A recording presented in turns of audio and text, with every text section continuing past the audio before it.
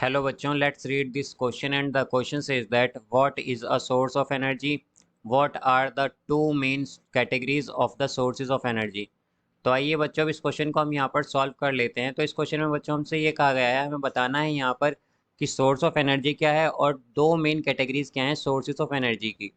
तो बच्चों यहाँ पर जो हम की कॉन्सेप्ट यूज़ करेंगे, की कॉन्सेप्ट वो हम यूज़ करेंगे यहाँ पर sources of energy, sources of energy, of energy, sources of energy.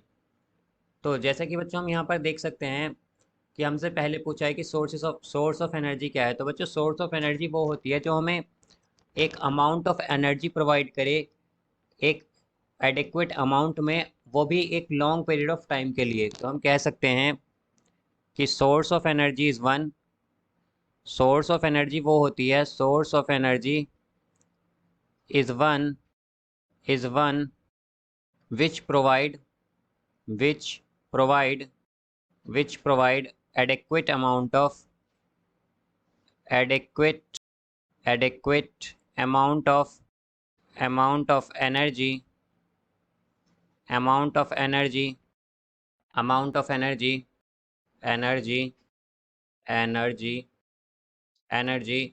Source of energy बच्चों वो होती है जो प्रोवाइड करे adequate amount of energy over a long period of time, long period of time, for a long period of time. बच्चों यहाँ पर यह आएगा for a long period of time, for a long period of time, period of time.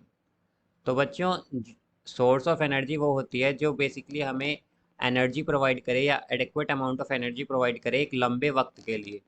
अब अगर हम बात करें कि टाइप्स ऑफ या कैटेगरीज जो हैं एनर्जी की, दो कैटेगरीज। तो बच्चों एक कैटेगरी तो है renewable source of energy, renewable